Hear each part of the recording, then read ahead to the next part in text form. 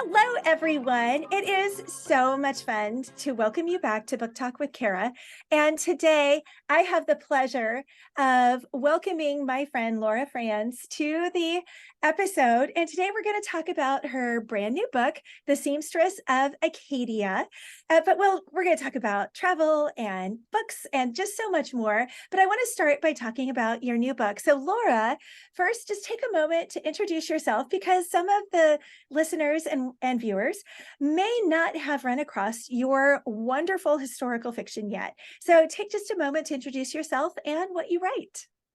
Okay, I'm Laura Frantz, and I always love meeting new readers. That's always a challenge in the publishing industry, is finding people who haven't, who might embrace your books. And so it's a joy to be here. I've written 15, this is number 15 with the Seamstress of Acadie, historical fiction novels for Revell. And that's an imprint of Baker Publishing Group. Now, I say historical fiction, but they say historical romance. So you'll find some romance in my book along with the history. And like I said, this is number 15. And I will say it was the hardest book I've ever written. But I'll leave it at that for now.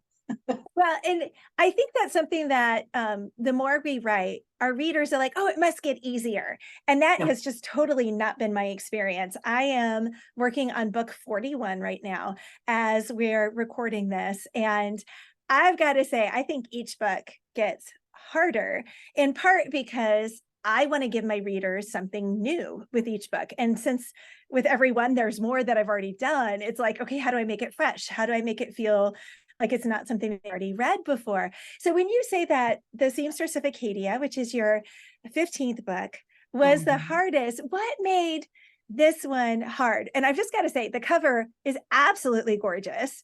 I swear each one gets better, and you've had wonderful ones. But what made this book more challenging than your earlier novels? Because you're well acclaimed. Everybody loves your books. So what made this one tricky? Thank you. It was very tricky. There's a number of factors at play here. The first is that the pandemic hit when I was planning on going to the setting, and I always go to the setting of my novels. In the early years, I think my first few novels were set in my home state of Kentucky, so I was there. But the pandemic flipped my plans to visit Nova Scotia or Acadia. And the closest I can claim to going, being near the novel's setting is I once flew to England in a hurricane force winds over Nova Scotia. Yeah. So that was the closest I ever came.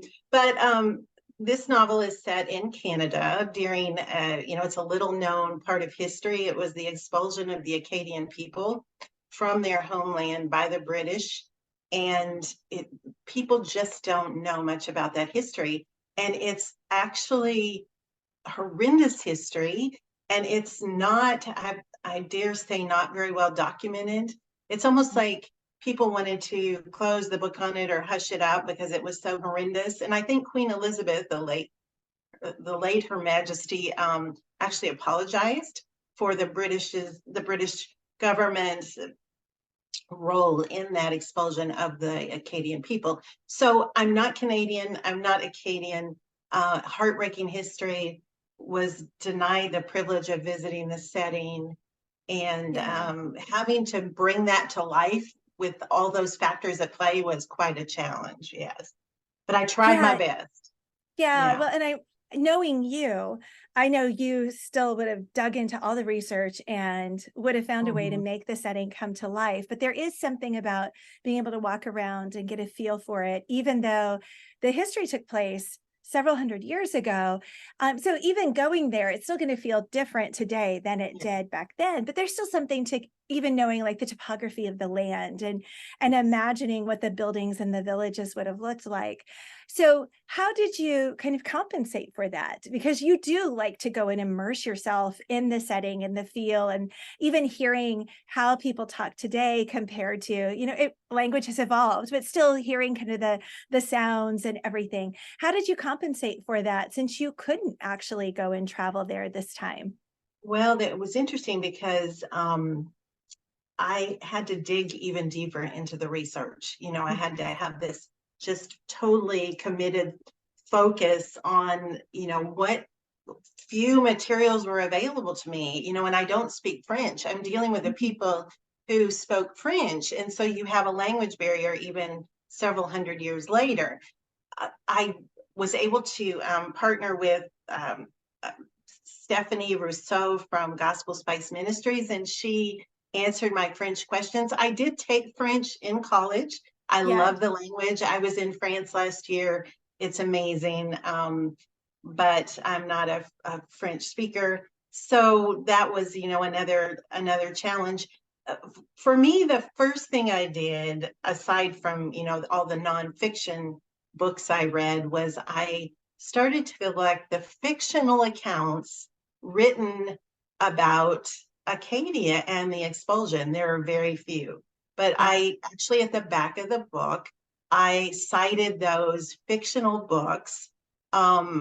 So other people who might be interested in that history will have something to draw from to kind of flesh out what I wrote. The one of the best novels I wrote was from Jeanette Oak, Yeah. who And that's the did, series I remember reading probably 20 yes, years ago. oh, exactly. I mean, it was one, I think, of her first series, and it is exquisitely done. I think it even won the Christie Award, at least one of those novels.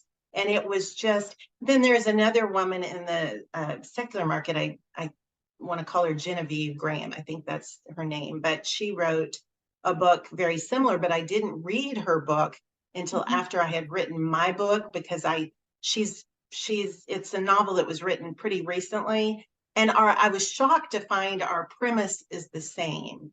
You Oh, have a interesting. soldier and a Acadian woman whose paths cross. Now, I hadn't read her book. I didn't that was, so that I couldn't say I copied, or borrowed from that. But it's interesting because at that point in history, what better collision could you have than an enemy soldier and an Acadian woman?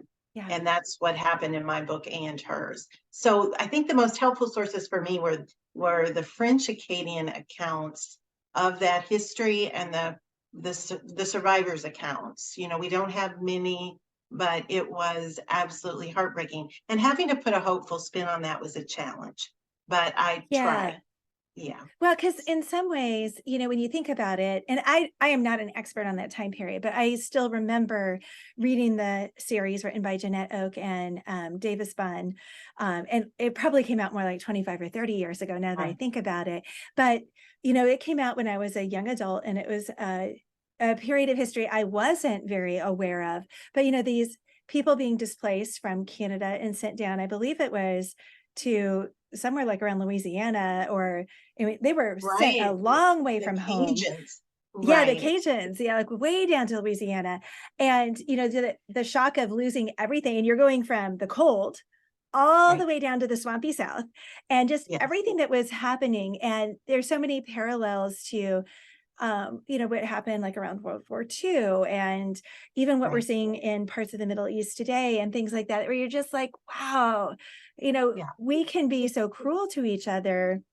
Yes. And just as humans, it just the need, sometimes it's easier to look back at historical times because there's this distance when we're like, as I was actually looking at the book to refresh my memory on, okay, when did this happen? So 1753. So that's over 200 years ago. So we could go, oh, that was so long ago. It's in some Right. ways it's easier to look at and analyze Yeah. how people treated each other 250 years ago versus how we're treating each other today, and draw lessons from it versus looking at what's in the headlines today. Yeah. So And history repeats itself, like you it said. does. And Yeah. we think we are sophisticated and we couldn't commit atrocities like we read about in history, Yeah. but the fact is that they continue, and we don't Yeah. often learn from them. It's just, but I think it's important to keep that history alive in the hopes that as maybe a small fictional book will get into somebody's hands, that it will make a difference, for them, their perspective, how they view the world, how they look at history. They can learn from it. maybe it enables them to, have a different point of view, Yeah. it that's what I love about writing historical fiction, is keeping the past alive as best we can, even though it's our imaginary world imposed on the factual past. But we're very committed, most of us, to Yeah. being true to that history, and not, trying to just be as authentic as possible. Yeah, and I think that that's an important piece, like, and that's why I like to draw it out, because I know you're as committed to the research as I am. Sometimes I'll show up with like my stack of books, like here's all the Right. resources I've gone to, and even going back through. I just put Shadowed by Grace back up, and I paid someone to go through and do a really serious Oh, line edit. And this is the book that won a major award and finaled in another major award. So I mean, it's a good it's a book. solid book. Yeah, Yes. but I was like, before I put it back up, I was like, well, I'm just gonna have someone go through it and make Oh, sure that that's it's dedication. yeah. Wow. But it was funny because she kept like, are you sure that this is accurate? And I was like, I may have written that book 10 years ago, but yes, I could still go, here's the book that came from, and here's the research that I did on that. But not everybody's always that committed to the research, but you are, I am, because we know that not everybody's going to read all that nonfiction, all those heavy books, all those journals from 200 years ago, or in my case, 75 years ago, to get that real flavor. So it's really important that we do it. So what's one fact that, as you were doing all that research, that just kind of surprised you, that, even as you were like, okay, I kind of know what what happened, what was something that just kind of like, when you ran across it, you were like, wow, I didn't expect that. Well, it was the Acadians lived, I can see why the British and French fought over that land or territory for so long, because they had remarkably healthy people. Their mortality, child and infant mortality, was like the lowest of anybody on the planet at that point. They Oh, just wow. lived in kind of like this Edenic or Eden type setting.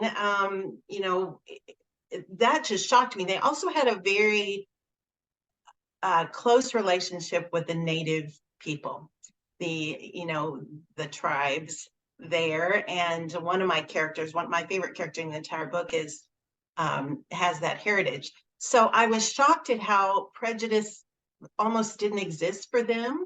They embraced and celebrated their native ties. They intermarried. They had families.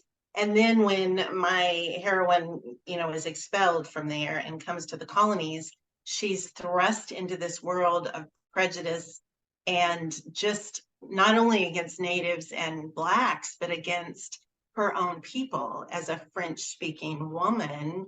And I think we're thinking of the atrocities that are committed. Some of that went on in Acadia. And I guess I was just appalled by the reception of the Acadians in the colonies or wherever else they were. They were sent to other parts of the world too, even Europe. I was shocked that even Christian Bible believing people rejected them and refused to help them.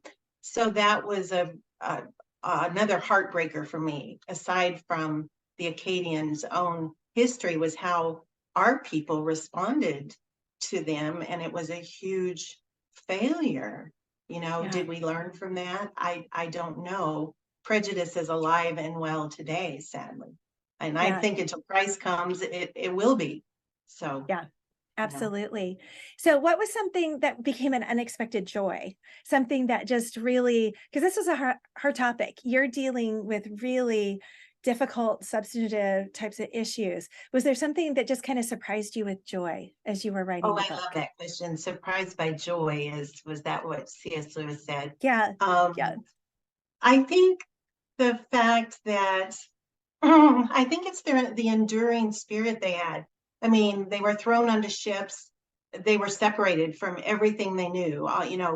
Your fiance was on another ship. Your mother and father, your elderly grandparents, your younger, even your children were taken from you. You were all Mhm. separated. Some of those ships were lost at sea. They went to all kinds of ports unknown. The people, the Acadians themselves didn't know where they would land, and until they got there and were literally dumped.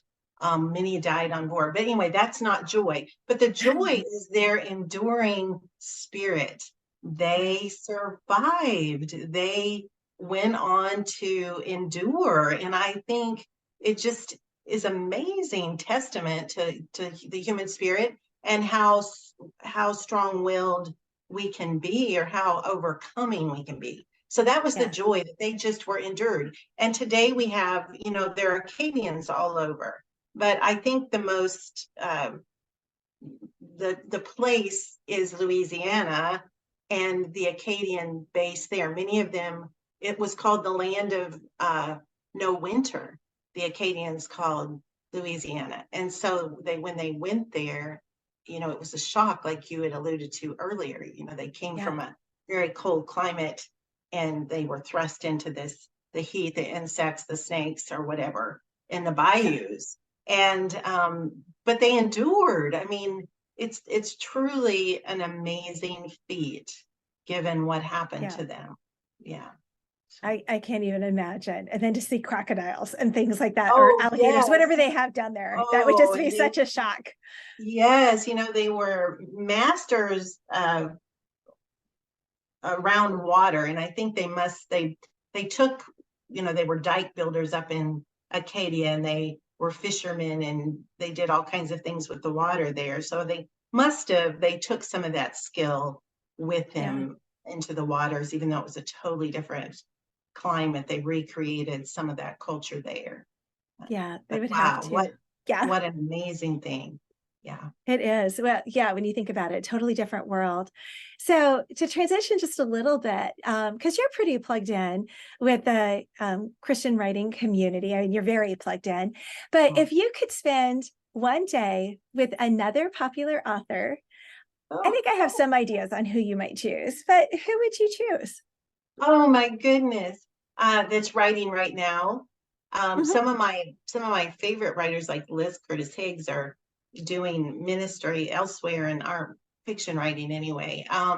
So denied Liz, I think it might not even be a historical writer. I think I'd like to spend the day with Becky Wade, believe it or not. Oh, yeah, she's a hoot. She is, she just is so vivacious and has such a presence. And another one, can I pick two? Is Gabrielle absolutely. Meyer. She recently taught a book on how to write a novel, or recently taught a class on how to write a novel in 30 days. And she's just, from watching her, I've observed that she writes fast.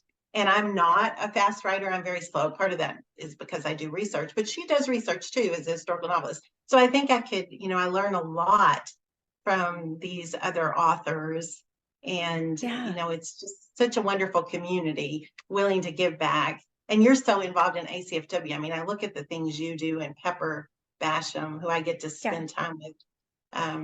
You all just amaze me. You wear all these different hats. I only wear the writer hat, but you wear all kinds of hats that I could never aspire to. So I'm pretty much in awe of that. Yeah, it's fun. But mentioning Pepper, you and Pepper do something that's so fun. Y'all have taken readers with you on a trip to Scotland, and next summer, or in summer 2024, y'all are planning another trip, but this time to England. So why don't you tell us a little bit about that? Because I think some of the listeners would be really interested in that, because you and Pepper, the two of you, write different types of books, but you're so much fun that it's one of those trips I think would just be a blast to get to go on. And well, Pepper is a blast, as you well know, because you've taught classes with her, I think, and done all kinds of things with her. And you're on the board with her, I believe. But Pepper and I, we go way back to when my first novel was published, and then she started publishing right after that. She's just delightful. And there is no better person to travel with than Pepper. She's literally the pepper to my salt. We play off each other. She has skills and gifts that I don't. And so we're planning a 9-day tour of England, the first part of June next year. It's called the Quill and Tea Tour. And our focus is literary, kind of walking in the paths of our literary ancestors, so to speak, and also visiting a lot of tea rooms. You know, we're going to That'll be so Chatsworth and fun. oh, I know, in Bath and Oxford, and you know, we spend quite a bit of time in London, and we're just so thrilled. So we thought, you know, we have 20 spots available. We've created a private Facebook group, so you can, you know, message me if you're interested. We haven't opened the signups. That's coming within days. And we've just established this group called the Quill and Tea Tour that gives you a little bit of information about the tour. The itinerary has been posted, and now we're just waiting for the green light from our travel agency to do the signups. So we're hoping this will be not just, you know, every other year. We hope to return maybe to Scotland for the next tour and to keep this going. It won't be a yearly thing because these tours take a lot of planning. It would be every other year. So our Scotland trip was fabulous. We have the best group of readers. So we want to do something different, and we think it's going to be a wonderful time. I think it would be great. And all those places you're talking about, I've been to Oxford, I've been to York, I've been to London. I have not been to Bath yet. I'm hoping next summer to get to go to Bath. I haven't either. No Bath, and I'm getting ready to write a scene in Bath for another Scottish novel, and it's I have to get to Bath. You do, you absolutely do. And I feel like I've read enough books that are set there that if I get to do study abroad in London, like I think I will this summer, then I'm like, that's going to be one of the trips, even if it's just a day trip, because everything in England is so close and the trains are so easy that I'm like, I have to go. I have to. That'll just be the thing. That and Bletchley Park. Those are the two things. On the British cake there. Yes, exactly. And you've got to do tea. I mean, clotted cream. Come on. Clotted cream. And there's I think we're having tea at Chatsworth, and we're having tea again in Bath at the Jane Austen Tea Room. So you have to do, when you're in Oxford, the Ashmolean Museum, you can do tea, and it's at the top of the Ashmolean Museum, and it's like half the cost of doing it in London, and it was beautiful. That sounds fabulous. Thanks for the tip. Ooh. It was, and the Ashmolean is like, the museum's been there for forever. It's part of Oxford University. And so one of my writing friends from ACFW who's in England, because I was like, with 6 of us, I was like, we've got to take the kids to tea. We have to do high tea. But like the Ritz is ridiculously expensive, and the kids weren't going to be that into it. So Eric and I could do it when we were on an anniversary trip, but I'm not going to take 4 kids there. No. For the Ashmolean, it was like 35 or 40 pounds a person. So for like the tea experience, very reasonable, right? Oh yeah, and it was great. And we did it where we were outside. You didn't have to do it outside. I bet they loved it. Oh, it was so cool. It was so cool. And then, you know, you wandered through, and the museum was actually very nice as well. But then you were at Oxford, and so it was just cool. It was really double blessing right there, museum and tea. Wow. It was so cool. It was very cool. So there's my tiny, tiny little tip on, if you ever go to England and you're at Oxford, that was the way to do tea. Thank you. Yeah. That's wonderful to file away. Thank you. So one last question, because our time's almost up. I've started asking this question. I really like it, especially with established writers like you.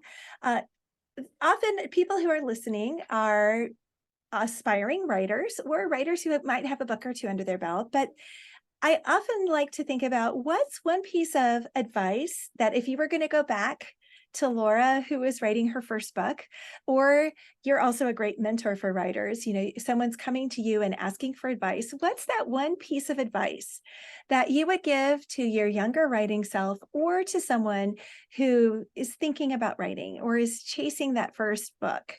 What advice would you give to them? I'll let you learn from one of my major mistakes.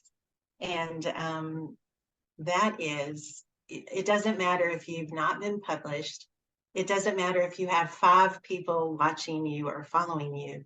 You need to start an author newsletter, and you need to find creative ways to plug that, you know, with author friends, you know, established authors, debut authors, join author group. The Christian Mommy Writers Group is an amazing resource for those who are trying to, break in. There's established authors over there. I think Kimberly Woodhouse is kind of like the den mother there, and she does it so well. But, you might say, well, why do I need a newsletter? And, I'm not even published yet.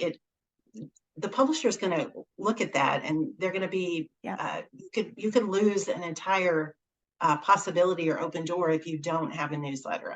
Like I said, it doesn't matter that there might be 5 people on it. I'll sign up if you tell me. I follow Kara through newsletter, and I do all kinds of newsletters with author friends just as a way of supporting them. But you all give me ideas, you introduce me to books. So, and make if you want to contact me, get on my newsletter list. I send 4 a year. Mine are carefully curated. I swear I work almost as hard on my newsletters as my books. And I'm not just going to blast you. I blast you 4 times a year. I don't blast you with a sale and then go away. I let you into my life. Yeah. So find a way to curate a custom, delightful newsletter that's true to your brand or your authentic self. And that's huge, just a game changer. I started my newsletter about 5 years ago. I was resistant, and oddly enough, it's one of my favorite things I do is my newsletter. Love that. So, that's I do it myself. I don't hire it out. And I have a high open rate. So I hope to continue bringing news, family news, book news, sharing other authors, giving you a recipe every month. So anyway, I'll hush, but I can't emphasize the newsletter enough, and publishers can't emphasize it either enough. So there, my 2 cents. No, that's great. And it is fantastic advice. So thank you so much for joining me. And for those who are listening or watching, Laura's new book is The Seamstress of Acadie, and it is fantastic, and I highly recommend it to you. All of her books are wonderful and award-winning, and if you haven't tried her yet, you definitely should, because you will absolutely love them. Thanks so much for joining me. I'm so happy to be here. Thank you, Karen.